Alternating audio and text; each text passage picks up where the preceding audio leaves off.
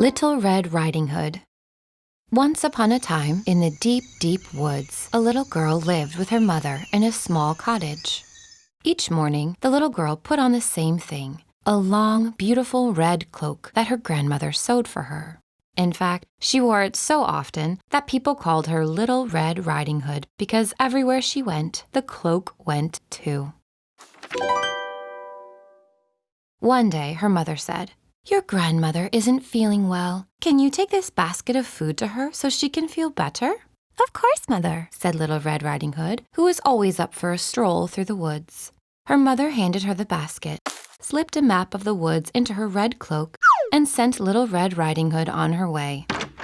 "And remember, don't talk to strangers," her mother warned as Little Red Riding Hood started on her way. "I'll remember," she replied, and gave a little wave. Along the wooded path, Little Red Riding Hood went, enjoying the sunshine and the songs of the birds. Just as she was bending down to pick some wildflowers, she heard a voice behind her. "Why, hello," said the sly, growly voice. Little Red Riding Hood turned around and saw a big wolf staring right at her. She jumped with fright. "You scared me," she exclaimed. "It's a nice day for a walk," said the wolf. "Where might you be going with that basket?" "I'm going to my grandmother's house," said Little Red Riding Hood, pointing north. "It's just beyond that clearing over there, nestled between two large maple trees." The wolf looked toward the clearing, licking his lips. "Well," he said, turning his back to leave, "you better get a move on. It's going to be dark before long." He tilted his chin up toward the darkening sky and slid away. "Strange fellow," she whispered to herself as she bent down to finish her bouquet of wildflowers. She didn't even notice the wolf scamper off in the direction of her grandmother's cottage. The wolf walked until he came across the cottage, resting under the shade of two large maple trees. "At last!" he shouted as he ran to the front door.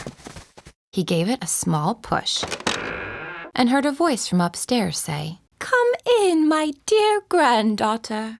At once, he raced up the stairs and into the bedroom where the grandmother was sitting in bed. With one fierce howl and one loud shriek, he gobbled her up in one bite. Then, quickly and quietly, he put on her glasses, gown, and nightcap and slid into her bed. There, he waited under the covers for Little Red Riding Hood to arrive. Before long, Little Red Riding Hood arrived at her grandmother's house. She opened the door and called, "Grandmother, I'm here. I have a basket of food and flowers for you." From upstairs, the wolf cleared his throat and said sweetly, "Ahem. Oh my, that sounds lovely. I'm in my room." Said Little Red Riding Hood. "Grandmother must be sick. Her voice sounds so hoarse." Unknowingly, she bounded happily up the stairs to deliver the basket to her grandmother. When she approached the bed, she noticed her grandmother did indeed look different. "Grandmother, what big ears you have," Little Red Riding Hood said in surprise. "All the better to hear you with," growled the wolf.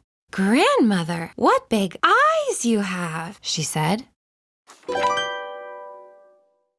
"All the better to see you with, my dear," sneered the wolf. "Grandmother, what big teeth you have," Little Red Riding Hood said once more. "All the better to eat you with," roared the wolf. The wolf opened his mouth wide, and with one fierce howl and another loud shriek, he gobbled up Little Red Riding Hood in one bite. Satisfied, he laid back in bed, snuggled under the covers, and fell fast asleep. Outside, a woodcutter was working nearby and heard all the ruckus. Curious, he went inside the house and found the wolf asleep in the grandmother's bed, his big belly breathing up and down. Quick as a wink, he grabbed the wolf and shook him until Little Red Riding Hood and her grandmother fell onto the bed. They looked around and saw the brave woodcutter and the wolf, who looked stunned. Thank you for saving us, they praised. Now, as for you, they shouted as the three of them charged after the wolf. The wolf raced down the stairs, through the doorway, and into the clearing. The woodcutter, Little Red Riding Hood, and Grandmother chased him all the way down the path until he was out of sight. The wolf never came back to trick Little Red Riding Hood again. And the next time Little Red Riding Hood ventured into the woods, she didn't stop to talk to strangers.